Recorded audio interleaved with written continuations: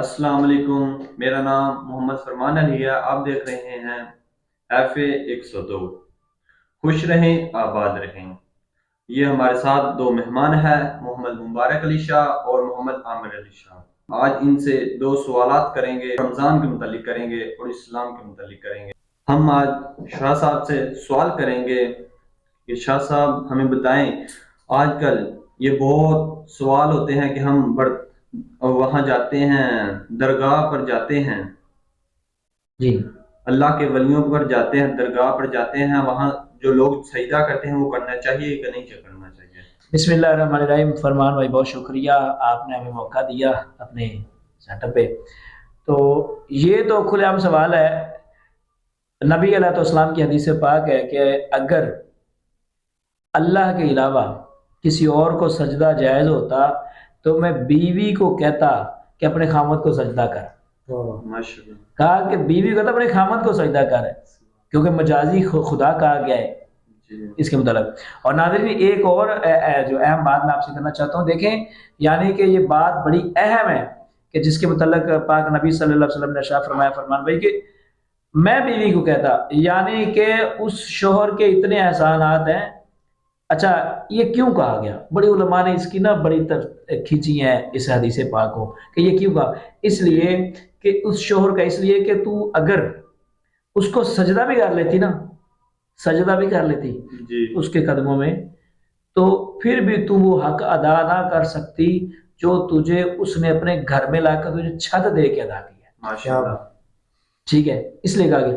تو یہ درگاہ پہ جا کے سجدہ کرنا، اور پیر نصیر الدین نصیر رحمۃ اللہ تعالیٰ علیہ آپ تو یہاں تک فرماتے ہیں کہ جو جا کے ہم چوم لیتے ہیں، وہ تو اس کے منع فرماتے تھے کہ لوگ اس کو کچھ اور لے جائیں گے اور لوگ اس عقیدت کو کچھ اور سمجھیں گے، لوگ اس عقیدت کو کچھ اور سمجھیں گے۔ اور یہ شرک اور بدعت کے فتوے لگانے، یہ نبی علیہ السلام کی حدیث پاک حضور نے ارشاد فرمایا کہ مجھے یہ ڈر نہیں کہ میری امت جو شرک کرے گی، میں اس چیز سے ڈرتا ہوں، ڈر ہے مجھے اس چیز کا کہ میری جو امت ہے فرقوں میں بڑھ جائے گی، تو فرقہ بازیوں پڑ جائے گی۔ تو یہ حرام ہے، اور ایسا کرنے والا اہل سنت سے نہیں۔ یہ ہمیں کہے کہ وہ دیکھیں جی آپ پہلے سنت وہ سجدہ کر رہے ہیں، تو میں یہ اپنی طرف سے کہہ رہا ہوں، مزارات پہ جا کے سجدہ کرنے والا، مزارات پہ جا کے چرس بھنگ پینے والا، مزارات پہ جا کے جناب والا وہ بھنگ ڈال کے عورتیں وہ بھنگڑے ڈالے، وہ اہل سنت ہی نہیں ہے۔ ہم تو اسے اہل سنت ہی نہیں سمجھتے، بریلوی مکتب حنفی نہیں سمجھتے جو یہ چیزیں کرتا ہے۔ ٹھیک ہے، دربار پہ جا کے یہ فلاں فلاں، اللہ کے ولی کی درگاہ ہے، جائیں وہاں احترام سے جائیں۔ ہاں وہ نیک بندہ تھا، اس کے وسیلے سے آپ دعا مانگیں۔ اگر آپ یہ سارا کچھ اس کو سمجھ لیں گے کہ سارا کچھ یہ ہونا ہے، بابا جی نے ہمیں دینا ہے، تو یہ واقعی شرک ہوگا اور جس کی معافی بھی نہیں ہے۔ ان کے وسیلہ ڈال کے مانگیں۔ ہاں وسیلہ سے جائز ہے، دعا مانگنی، وسیلے سے دعا مانگنی جائز ہے، کیونکہ نبی یہاں تو کہتے ہیں نبی پاک کا وسیلہ نہیں یا اہل بیت طاہر کا وسیلہ نہیں، یہاں تک تو میرے نبی علیہ السلام نے غزوہ بدر کے صحابہ کے وسیلہ سے دعا مانگ کے گیا کہ قبول ہوتی ہے۔ جو بدری صحابہ ہیں ان کی وسیلہ سے دعا مانگنے کا نبی نے فرمایا کہ دعا قبول ہوتی ہے۔ تو یہ وسیلے سے دعا قبول ہوتی، بغیر وسیلے سے دعا قبول نہیں ہوتی ہے۔ صحیح ہے۔ اگر وسیلہ ماں کا دیا جائے تو ابھی دعا قبول ہی تبھی ہوگی۔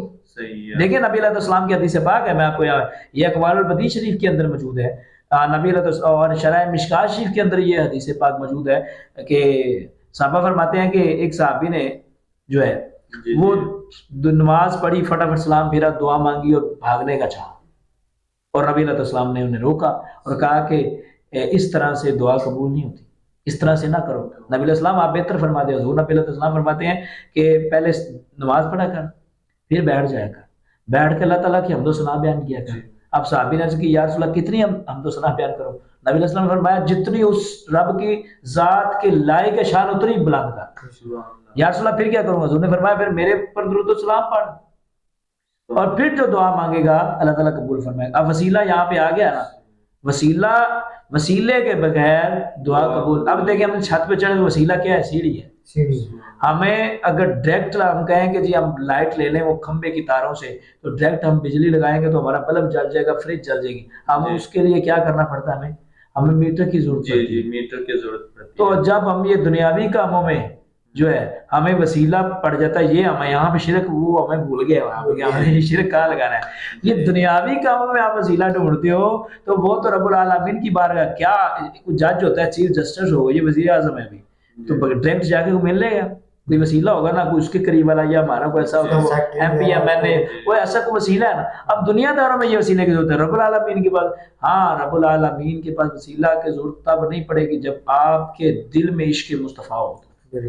اگر نبی پاک کا عشق، نبی پاک کے اور صحابہ کے بارے میں، اہل بیت اطہار کے بارے میں آپ کا عقیدہ درست ہے تو ڈائریکٹلی جو بندہ منہ سے نہیں، کیونکہ اللہ تعالیٰ کہتا ہے قرآن میں، اے بندے پہلے وہ کر جو ہم چاہتے ہیں، پھر وہ ہوگا جو تو چاہے گا۔ ایسے تو نہیں زمین میں بول پڑی تھی کہ میں تو فرید کی ہوں، تو معاملہ اگر لمبا ہو جائے گا۔ جی ہم نے آپ سے ایک اور سوال پوچھنا ہے، جو تراویح ہوتی ہیں، کئی لوگ ہیں، وہ کئی شخص ایسے ہیں جو نماز بھی نہیں پڑھتے اور دو فجر کی پڑھ لیتے ہیں یا مغرب کے پڑھ لیتے ہیں، درمیان کی اور عشاء کی نمازیں ہیں جو قضا کر دیتے ہیں، پڑھتے ہی نہیں ہیں۔ اچھا میں سمجھنا چاہتا ہوں، آپ یہ کہنا چاہتے ہیں کہ لوگ روزہ تو رکھ لیتے ہیں لیکن نمازیں نہیں پڑھتے، لیکن نماز فرض ہے، جی نہ پڑھنے والا گناہ گار ہے، اور جان بوجھ کے درگزر کرنے والا تو غداری کر رہا ہے سیدھی سیدھی اللہ میاں سے۔ حدیث پاک ہے نبی پاک کی، اذان سن کے مسجد کی طرف نہ جانے والا، اس گویا ایسے جیسے اس نے اللہ نے جنگ کی ہے۔ تو روزہ فرض ہے، نماز بھی فرض ہے، لیکن یہ چیز کہ اگر روزہ بندہ رکھ لیتا ہے، نماز نہیں پڑھتا، تو یہ تو نہیں کہیں گے اس کا روزہ نہیں ہوگا، لیکن اس سے غلطی کی ہے، وہ اجر جو ملنا تھا نمازوں کے ساتھ وہ بندہ گوا لیتا ہے۔ جی، اور تراویح کی بات آپ نے کی ہے کہ تراویح کوئی لوگ کہتے ہیں، میں سمجھ گیا آپ کیا کہنا چاہتے ہیں، کہ تراویح کچھ کہتے ہیں کہ جی پڑھ لی تو روزہ فرض ہو گیا، یا تراویح نہیں پڑھی گی تو روزہ بھی نہیں ہوگا۔ ایسی نہیں ہے، تراویح فرض نہیں ہے، یہ نفلی عبادت ہے، اور اگر آپ پڑھ لیتے ہو، اگر روزہ آپ نہیں، آپ بیمار ہو، آپ روزہ نہیں رکھتے، تو آپ یہ نفلی عبادت آپ کر سکتے ہو، جتنی مرضی بندہ کرے۔ یہ 20 کیا سائے رات پڑے، اور دوسری بات 20 اور 8 کا مسئلہ ہو، ٹھیک ہے، یہاں پہ آتا ہے تو 20 اور 8 کا مسئلہ یہ ہے کہ کچھ لوگ کہتے ہیں جی 20 ہے تو ہم کہتے ہیں 20 ہے، وہ کہتے ہیں 8 ہے۔ تو میں ایک چیز بتانا چاہتا ہوں سب سے، یہ سوال بھی ہے آڈینس سے، یہ آپ نے رکھنا ہے جو یہ کہتے ہیں۔ اب دیکھیں، اگر قیامت والے دن یہ سوال ہوگا کہ 20 تراویح تھی، 8 نہیں پڑھی، تو وہ 12 جو نہیں پڑھی ہر سال، تو اس کا حساب کیسے دیں گے؟ تو اگر تو تھی 8 تو 12 کا جو اجر ہم اللہ میاں سے لے لیں گے، ٹھیک ہے۔ اگر تو 8 تھی تو ہم نے 12 کا اجر لینا ہے، تو اگر وہ 20 تھی، اگر 20 تھی تو وہ 12 کا اجر کیسے ہم اللہ تعالیٰ کی بارگاہ میں کریں گے؟ جی اچھا، جی ان کے بارے میں تھوڑی سی دیکھیں، آپ نے اگر دیکھیں تو آپ نے ہمارا آج کا جو سیگمنٹ ہے، ٹھیک ہے، ہمیں خود پہ جو ٹی ٹی این پاکستان کے اوپر، تو وہ آپ نے آج دیکھا ہوگا، ٹھیک ہے، وہ 92.5 نشر ہو چکا ہے، ٹھیک ہے۔ تو ہاں، تو ماشاءاللہ مولانا جو ہمارے پھول نگر کے ہیں، شیر بہادر والا مدرسہ، تو وہاں پہ علامہ احمد نظامی صاحب بھی آئے تھے، مفتی غلام محمد شاہ صاحب، دونوں مفتی نظام سے بڑی کثیر بات ہوئی ہے ہر چینل کے اوپر، لیکن میں یہ اتنا کہنا چاہوں گا امام حسن کے بارے میں، اور کیا کہیں کہ جو شبیہ مصطفیٰ ہیں، ٹھیک ہے۔ اور میں کیا بتاؤں اس گھرانے کے بارے میں کہ جب اس کا بابا پیدا ہوتا ہے تو گرتی مصطفیٰ دیتے ہیں، جب ماں پیدا ہوتی ہے تو گرتی مصطفیٰ دیتے ہیں، امام حسن پاک پیدا ہوتے ہیں تو گرتی مصطفیٰ دیتے ہیں، امام حسین پاک ہوتے ہیں تو گرتی مصطفیٰ دیتے ہیں، جنت کے سردار، جنت کے سردار۔ اس سے بڑھ کر اور شان کیا ہوگی؟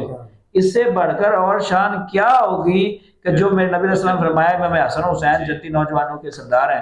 اور دیکھیں اللہ تبارک و تعالیٰ نے کیا ارشاد فرمایا، میں یہاں پہ ایک بات کروں، انا اعطیناک الکوثر، ٹھیک ہے، جب لوگوں نے اب تک کہا نبی علیہ السلام کے بارے میں، تو یہ جو انا اعطیناک الکوثر ہے، اس کی تفسیر مولا جو ہے حسن پاک بن کے آئی ہے، کیا بات کہ ہم نے آپ کو کثرت عطا کی۔ کسی نے اس کو سجدہ کائنات کہا ہے، کسی نے آپ کو کہا کہ ہم نے آپ کو بڑی شانیں دی، ہر ایک نے علیحدہ کی ہے، لیکن مفتی نظام نے اس کا کہتا ہے کہ جب لوگوں نے کہا کہ اس کا حسب نسب ہی کوئی نہیں، اب ختم ہو جائے گا، یہ ہو جائے گا، ماشاء اللہ یہ بات کی، تو اس وقت اللہ تعالیٰ نے کہا محبوب تو غم کیوں کرتا ہے؟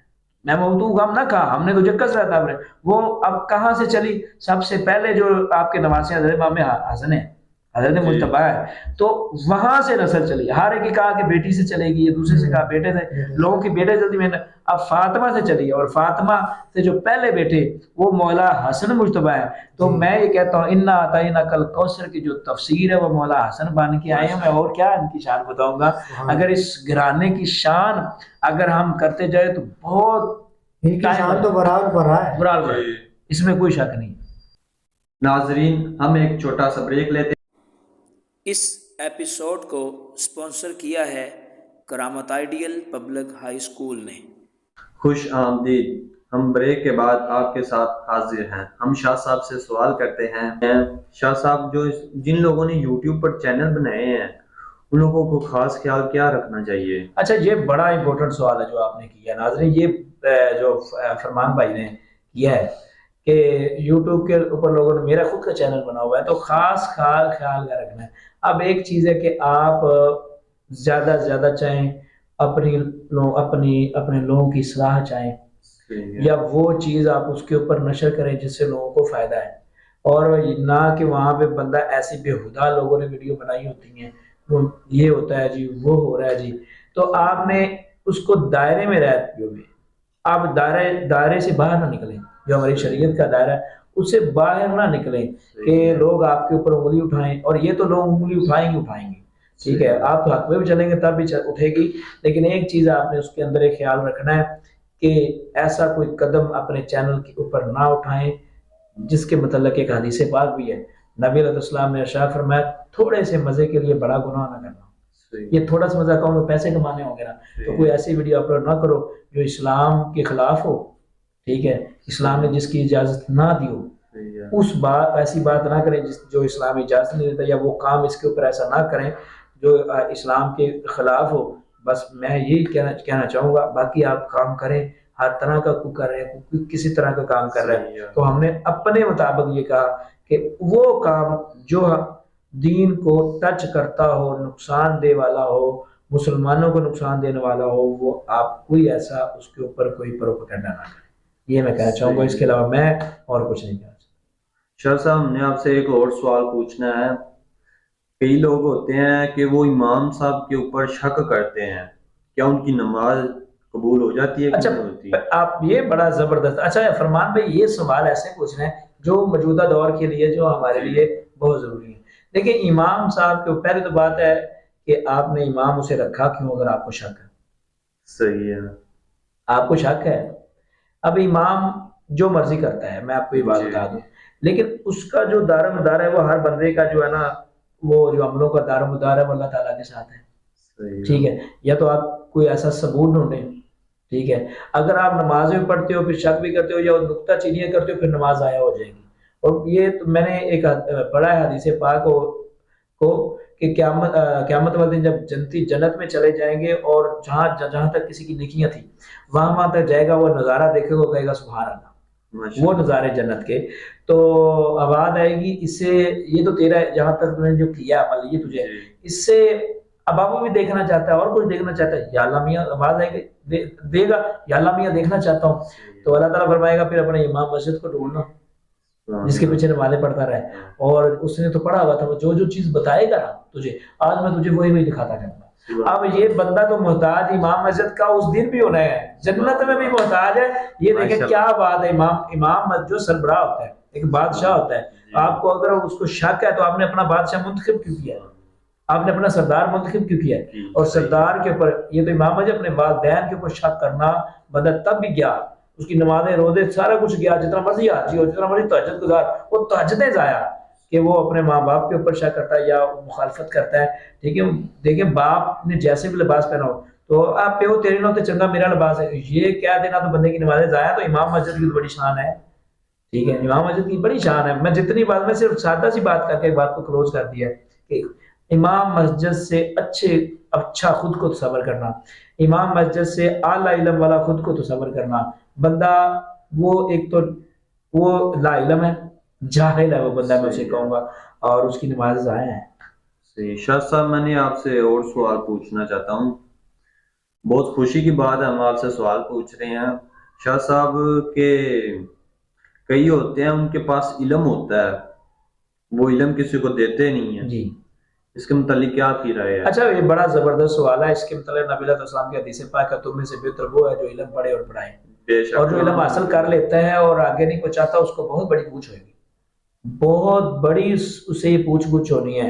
اور یہ علم والوں سے جو جس کے پاس علم ہے اس سے تو سب سے پہلے پوچھا جانا ہے. ہاں نماز ہے نا، کہتے ہیں عبادات میں سب سے پہلے نماز ہے. تو اگر بندے کے اعلیٰ کردار کے بارے میں سب سے جو چیز اللہ تعالیٰ نے عطائیں کی ہوئی ہیں وہ سب سے پہلے علم کا ہی تو حساب ہونا ہے. تو اللہ کو پتا جائے گا اس دن بندہ اپنے ہاتھ میں. ہم شاہ صاحب ہم آپ سے ایک اور سوال پوچھنا چاہتے ہیں کہ آپ ایک ہوسٹ ہیں، ہوسٹ بننے کے لیے کیا کرنا چاہیے، اس میں خاصیت کیا ہے؟ اچھا، یہ ہوسٹنگ جو ہے نا، آپ نے دیکھا ہوگا میرے چینل پہ میں کرتا ہوں، اور خواہش بھی تھی بھائی کی کہ میں ان کے چینل کے اوپر ایسا بولوں. تو میں ضرور ان کے چینل کا نام لے کے آپ کو بول کے دکھاتا ہوں، پھر خاص کیا ہوتا ہے وہ آپ کو بعد میں بتاؤں گا. اچھا، میں انہی کے چینل کا تھوڑا سا آپ کو بتاؤں گا کہ کس طرح سے یہ ہے.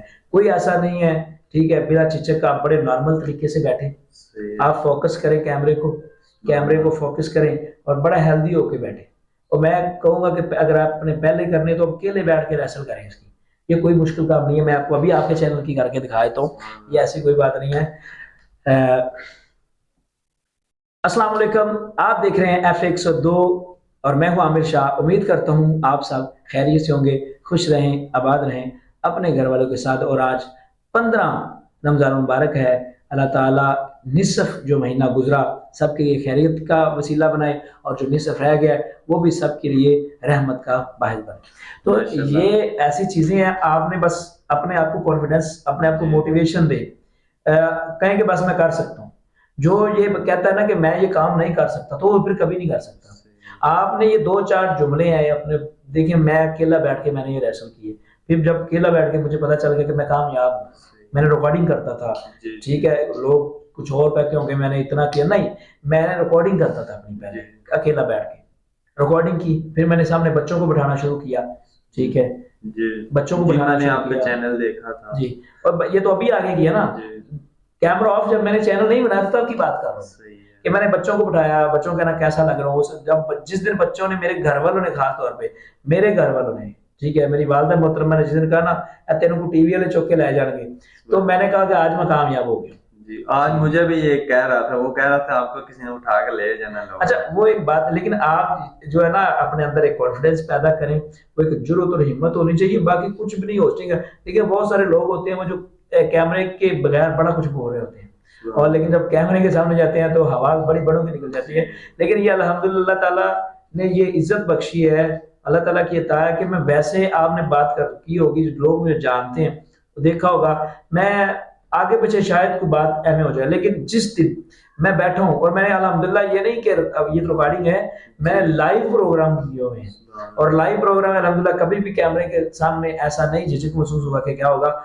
جیسے میں کیمرے کے سامنے جاتا ہوں تو میں اپنے آپ کو بڑا معتبر سمجھنے لگ جاتا ہوں.